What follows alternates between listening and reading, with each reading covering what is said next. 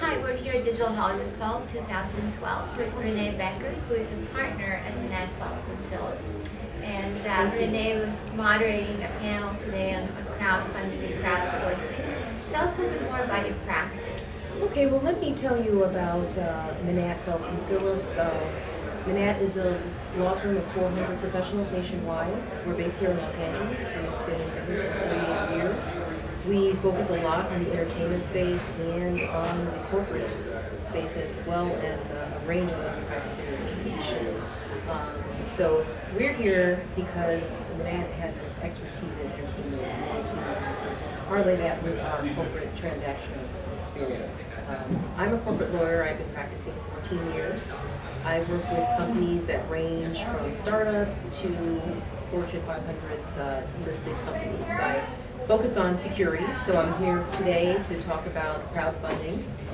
We had a panel and it was very, very productive. Nice. And what are some other topics of interest to you, or maybe some other things of interest to you with respect to Digital Hollywood?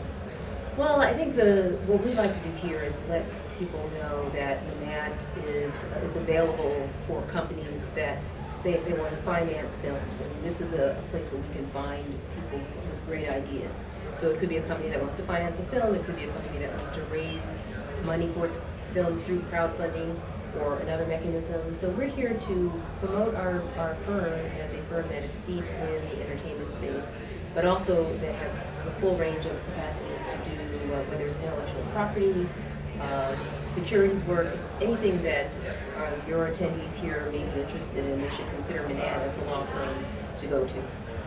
In terms of crowdfunding, I don't know if you address crowdsourcing as well, but let's say crowdfunding.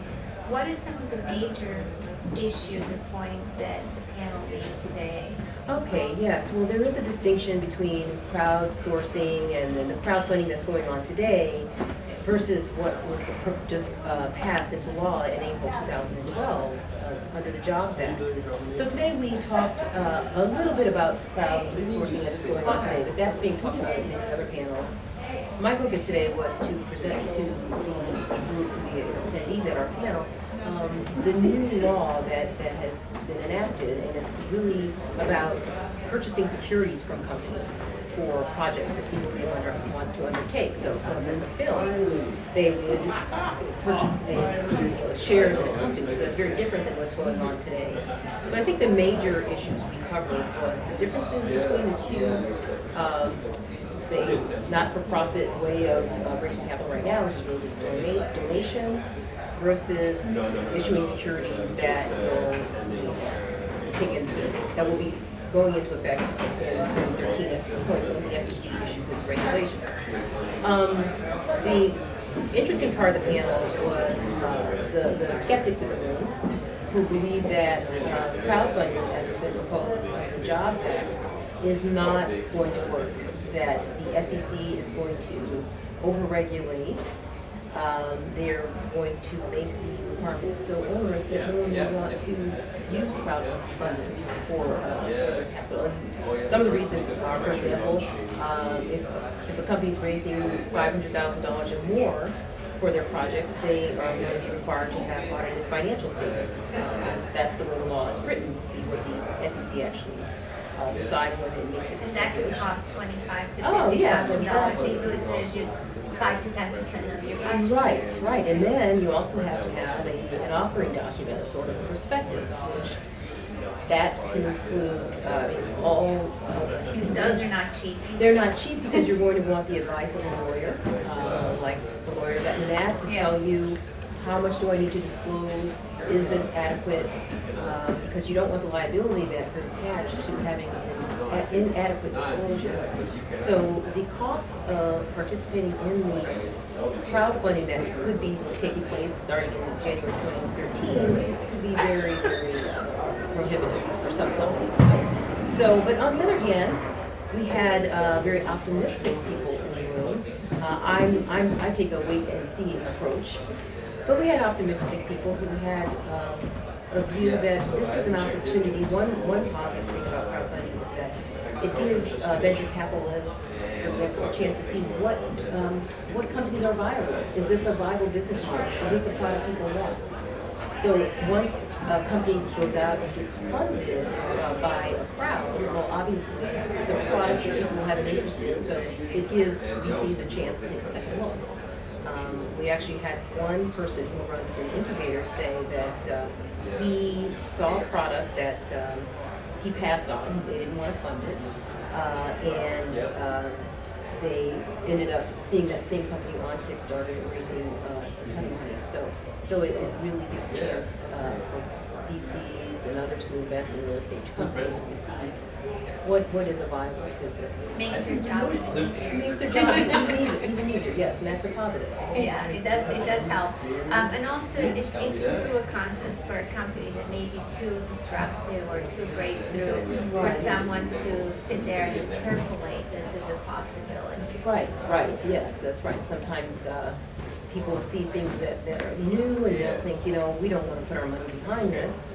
And if you can prove the concept by getting it out there, then you really have you've taken that first step. It makes it much easier to receive investment. So the one thing that I'm still trying to understand, how is crowdfunding in terms of the for-profit, investors being, the securities-driven funding, where you can invest up to 5% of your income, whatever the magic number is, versus the funding that goes on Kickstarter right now, which is in essence donation, or you sort of paid to belong to a club, or paid to be part of a production, and so on and so forth. How is that actually benefiting companies to have the securities now attached to it? How much more of a benefit? Well, like I say, and one thing I should emphasize is that we call it the securities aspect of crowdfunding. That's not legal currently. It will not become legal until the SEC promulgates regulations. It will not be until sometime in 2013. It's supposed to be January, but we'll see.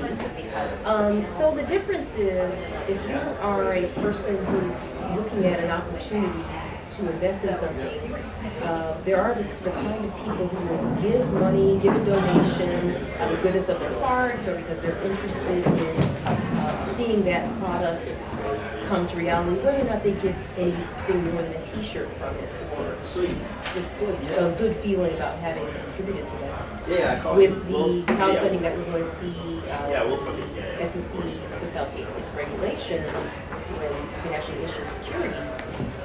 There you're going to have crowds of people who are interested in receiving a profit. They want the upside. They want to invest in the next Facebook. They want to see their securities, the value rise over time. So I would say that there is a certain universe of people who are willing to spend $150 per product that is not created yet.